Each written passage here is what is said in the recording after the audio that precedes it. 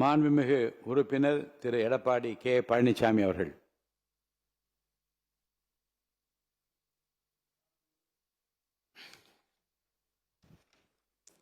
மாண்புமிகு பேரவைத் தலைவர் அவர்களே, தமிழ்நாடுடைய சட்டப்பேரவை வரலாற்று சிறப்புமிக்க சட்டப்பேரவை. காலங்காலமாக நம்முடைய மரபை நாம் கடைபிடித்து வருகிறோம். மாண்புமிகு சட்டப்பேரவைத் தலைவர் அவர்கள் அந்த ஆசனத்திலே அமர்ந்து முதலாக பேசுகின்ற பொழுது பல்வேறு தலைவர்களை குறிப்பிட்டெல்லாம் அவர்களுடைய வழியிலே இந்த அவையை நடத்துவேன் என்றெல்லாம் கருத்துக்களை அங்கே தெரிவித்தீர்கள். ஆனால் இன்றைய தினம் தாங்கள் சொன்ன அந்த கருத்துக்கள், அந்த மரபுகள் கடைபிடிக்கவில்லை. அதை கடைபிடிக்க வேண்டும் என்று தாழ்மையோடு நான் இந்த நேரத்தில் கேட்டுக்கிறேன். ஏன்னா தாங்கள் சொன்ன கருத்து தான், நான் சொல்லலை. அதோட மாண்புமிகு முதலமைச்சர் அவர்கள் அரசின் தீர்மானத்தை முன்மொழிஞ்சிருக்க அதை வழிமொழிகிறேன் என்று சொல்லுவதுதான் காலங்காலமாக கடைபிடித்து வந்த இந்த சட்டமன்றத்தினுடைய மரபு. இத மானிய கோரிக்கையில் மாண்புமிகு உறுப்பினர் 4 முறை இதே அவையில் நம்பிக்கை கூறும் தீர்மானம் வந்திருக்கிறது. இந்த 4 முறை வந்தபோதும் மாமன்ற உறுப்பினர்களுக்கு ஏன் நம்பிக்கை வைத்திருக்கோம் என்று பேசுவதற்கும் அனுமதி அளிக்கப்பட்டிருக்கிறது. நம்பிக்கை இல்லை என்று சொல்கின்றவர்களுக்கும் வாய்ப்பு அளிக்கப்பட்டிருக்கு. அந்த வகையில் தான் இன்றைக்கும் நம்பிக்கை கோரும் தீர்மானத்தின் மீது ஆதரவு அளிப்போரும் பேசுகின்றார்கள், எதிர்த்து கருத்துக்களை கூறுவோர் கூறிக்கொண்டிருக்கிறார்கள். அரசியல் தீர்மானம் என்ற காரணத்தால் வழிமொழிய தேவையில்லை. மாண்புமிகு பேரவைத் தலைவர்களே, இங்கே மாண்புமிகு பல்வேறு கட்சியினுடைய தலைவர்களெல்லாம் தங்களுடைய கருத்துக்களை பதிவு செய்திருக்கின்றார்கள். அனைத்து இந்திய அண்ணா திராவிட முன்னேற்ற கழகத்தை பொறுத்த வரைக்கும் பொன்மனச்செம்மல் புரட்சித் தலைவர் எம்ஜிஆர் காலத்திலும் சரி, மாண்புமிகு அம்மா காலத்திலும் சரி, தாங்கள் சட்டமன்ற உறுப்பினராக இருந்து பணியாற்றியிருக்கின்றீர்கள். இருவரும் தலைவர்களை நாங்கள் குறிப்பிட்டுத்தான் மக்களை சந்தித்து ஆதரவு திரட்டி அதன் மூலமாக தமிழகத்திலே 47 சட்டமன்ற உறுப்பினர்கள் நாங்கள் வெற்றி பெற்றிருக்கின்றோம். அனைத்து இந்திய அண்ணா திராவிட முன்னேற்ற கழகத்தினுடைய பொதுச் செயலாளராக நான் தேர்ந்தெடுக்கப்பட்டு பணியாற்றி கொண்டிருக்கின்றேன். அப்படி இருக்கின்ற பொழுது சில கருத்து வேறுபாடுகள் கட்சியிலே வருவது எல்லா இயல்பு, எல்லா கட்சியிலும் வருகின்றது. அப்படி வருகின்ற அந்த சூழ்நிலையிலே ஒரு தரப்புக்கு முதலமைச்சர் ஆதரவு தெரிவிக்கிறது எந்த விதத்தில் நியாயம் என்று எனக்கு தெரியவில்லை. ஒரு முன்னுதாரணமாக இருந்துவிடக் கூடாது என்பதற்கு தான் முதலமைச்சருடைய கவனத்திற்கு நான் கொண்டு வருகின்றேன். எனக்கு முன்னாலே பேசியவர்கள் குறிப்பிட்டதை போல தேசிய முற்போக்கு திராவிட கழகத்தை அவர்கள் குறிப்பிட்டதை போல குதிரை பேரத்திற்கு வழிவகுத்து விடும் என்பதையும் நேரத்திலே பதிவு செய்ய விரும்புகின்றேன். இன்றைக்கு தேர்தல் நேரத்திலே சந்திக்கின்ற பொழுது ஒவ்வொரு கட்சி தலைவர்களும் மக்களை சந்தித்து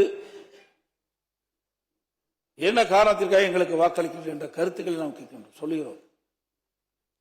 அனைத்து இந்திய அண்ணா திராவிட முன்னேற்ற கழகத்தை பொறுத்த வரைக்கும் பொன்மனச்செம்மல் புரட்சித் தலைவர் எம்ஜிஆருடைய ஆட்சி, மாண்புமிகு அம்மாவுடைய ஆட்சி தமிழகத்திலே வர வேண்டும் என்ற அடிப்படையிலே நாங்கள் வாக்குகளுக்கு சேகரித்தோம். எங்களுடைய கூட்டணி கட்சியைச் சேர்ந்த தலைவர்களும் நிர்வாகிகளும் அனைத்து இந்திய அண்ணா திராவிட முன்னேற்ற கழக தலைமையிலே அமைக்கப்பட்ட கூட்டணி வெற்றி பெற வேண்டும், அனைத்து இந்திய அண்ணா திராவிட முன்னேற்ற கழகம் ஆட்சி அமைக்க வேண்டும் என்ற அடிப்படையில் தான் வாக்குகளை நாங்கள் சேகரித்தோம். அதன் அடிப்படையில் தான் 47 பேர் நாங்கள் வெற்றி பெற்றிருக்கின்றோம். இன்றைக்கு 47 பேர் வெற்றி பெற்றது இரட்டலை சின்னத்திலே நின்று நாங்கள் வெற்றி பெற்றிருக்கின்றோம்.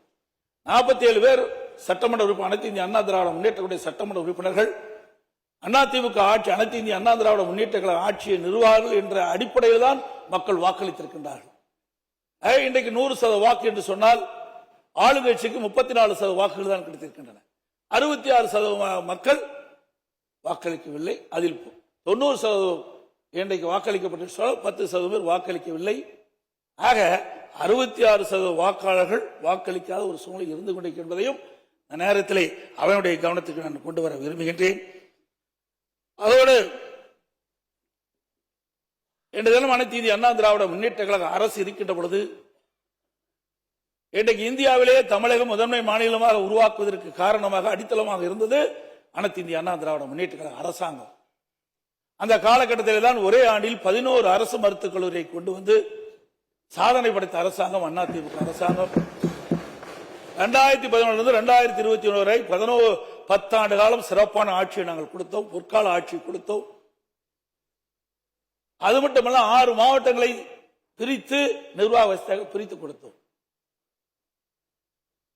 அதோடு 7 அரசு பள்ளியில் படிக்கின்ற மாணவர்கள், ஏழை மாணவர்கள் அதிகம் பேர் படிக்கின்றார்கள், நடுத்தர மாணவர்கள் படிக்கின்றார்கள். அவருடைய கனவு மருத்துவர் ஆக வேண்டும் என்று.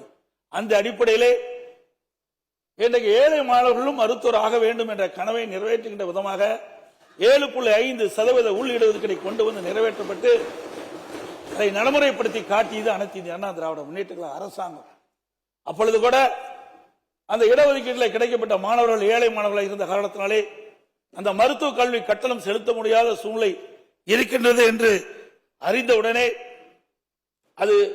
அந்த இடஒதுக்கீட்டில் கிடைக்கப்பட்ட மாணவர்களுக்கு அந்த மருத்துவ கல்வி கட்டணத்தை அரசாங்கமே செலுத்தும் என்று சொல்லி ₹1 செலவில்லாமல் இந்த இடஒதுக்கீட்டின் மூலமாக மருத்துவக் கல்வி கிடைக்கப்பட்ட மாணவர்கள் இன்றைக்கு மருத்துவக் கல்வி கிடைக்க செய்த அரசாங்கம் அதிமுக அரசாங்கம்.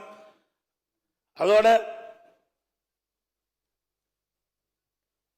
இன்னைக்கு குடிமராமத்து திட்டம் என்ற அற்புதமான திட்டத்தை நாங்கள் கொண்டு வந்தோம். ஏரிகள், குளங்கள், குட்டைகள் அனைத்தும் பல ஆண்டுகளாக தூர்வாராமல் இருந்தது, அணைகள் தூர்வாராமல் இருந்தது. இன்றைக்கு 83 ஆண்டு காலம் நாங்கள் அறிவிக்கின்ற பொழுது மேட்டூர் அணை 83 ஆண்டு காலம் தூர்வாராமல் இருந்தது. ஆகவே தூர்வாரப்பட்டு வருகிற நீர் அதிகமாக சேமிக்கக்கூடிய சூழ்நிலை உருவாக்கணும். பல தடுப்பணைகளை கட்டி நீரை சேமித்தோம், நிலத்தடி நீரை உயர்த்தினோம். 50 ஆண்டு காலம் காவிரி நதிநீர் பிரச்சனை உச்சநீதிமன்றத்தின் மூலமாக விவசாயிகளுடைய கோரிக்கையை நிறைவேற்றி தந்த அரசு அதிமுக அரசு.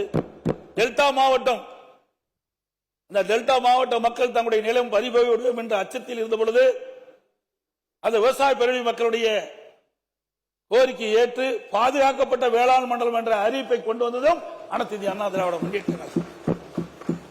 சட்ட ஒழுங்கு இந்தியாவிலே சிறப்பாக இருப்பதற்கு காரணமாக இருந்ததும் அனைத்து இந்திய அண்ணா திராவிட முன்னேற்ற கழக அரசாங்கம் என்பதை நேரத்திலே தெரிவிக்க விரும்புகின்றேன். ஆகவே மாண்புமிகு முதலமைச்சருடைய கவனத்திற்கு கொண்டு வருகின்றேன். எங்களுடைய அனைத்து இந்திய அண்ணா திராவிட முன்னேற்ற கழகத்திலே 47 சட்டமன்ற உறுப்பினர் இருக்கின்றோம். 47 சட்டமன்ற உறுப்பினர்களும் பொன்மனச்செம்மல் புரட்சித் தலைவர் அவருடைய ஆட்சி, அம்மாவுடைய ஆட்சி, அந்த கனவை நிறைவேற்ற வேண்டும் என்ற அடிப்படையில் தான் மக்கள் வாக்களித்து தேர்ந்தெடுக்கப்பட்டிருக்கிறார் என்பதை இந்த அவையிலே பதிவு செய்ய விரும்புகின்றேன். அப்படி ஒரு சிலர் இன்னைக்கு எனக்கு கிடைத்த தகவல் அது உண்மையா தவறா என்று எனக்கு தெரியாது, இருந்தாலும் பதிவு செய்ய வேண்டியது என்னுடைய கடமை. இன்றைக்கு ஒரு சிலருக்கு ஆசை வார்த்தைகளுக்கு வெளிப்படையாக தகவல் பரவி கொண்டிருக்கின்றது. அந்த தகவல் பல பேருக்கு அமைச்சர் கொடுக்கின்றேன், பல பேருக்கு வாரி தலைவர் கொடுக்கின்றேன் என்றெல்லாம் ஆசை வார்த்தை அளித்து ஆளுங்கட்சியில் இடம்பெற செய்வதாக பரவலான செய்தி. அதற்கு தாங்கள் இடமளிக்க வேண்டாம் என்று கேட்டுக்கொள்கின்றேன். நீங்கள் தூய்மையான ஆட்சி நடத்துவதாக நீங்கள் குறிப்பிட்டீர்கள், வெளிப்படையான ஆட்சி நடத்துவதாக குறிப்பிட்டீர்கள். அந்த எண்ணத்திலிருந்து பிறழாமல் நீங்கள் நடப்பீர்கள் என்று நாங்கள் நம்புகிறோம். ஏனென்றால் நான் ஒரு பொதுச் செயலாளர் என்ற முறையிலே நான் ஆட்சி செய்கின்ற பொழுது பல்வேறு பிரச்சனைகளை நான் சந்தித்திருக்கின்றேன். முதலிலே வறட்சி, பிறகு புயல், கொரோனா, பிறகு பல்வேறு சங்கடங்கள், இதையெல்லாம் சந்தித்துத்தான் நாங்கள் இந்த நிலைக்கு வந்திருக்கின்றோம். சாதாரண குடும்பத்தில் பிறந்த ஒருவன், இன்றைக்கு விவசாய குடும்பத்தில் பிறந்த ஒருவர் 4 ஆண்டு காலம் சிறப்பான ஆட்சி கொடுத்திருக்கின்றோம்.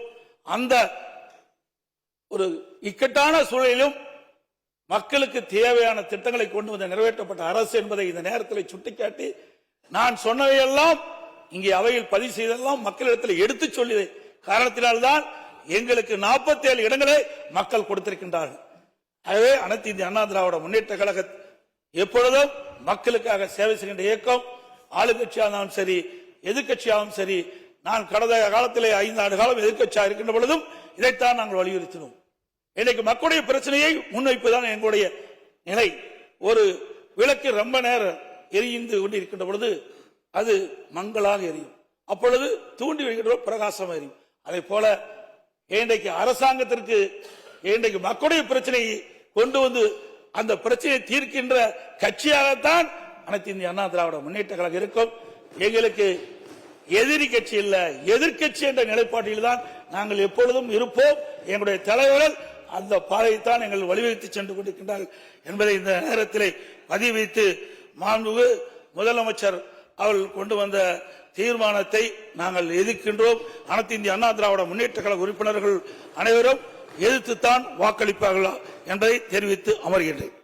பிளே ஸ்டோர் மற்றும் ஆப் ஸ்டோரில் இருந்து பாலிமர் செயலியை QR கோடு மூலம் பதிவிறக்கம் செய்யுங்கள். செய்திகளை உடனுக்குடன் பெறுங்கள்.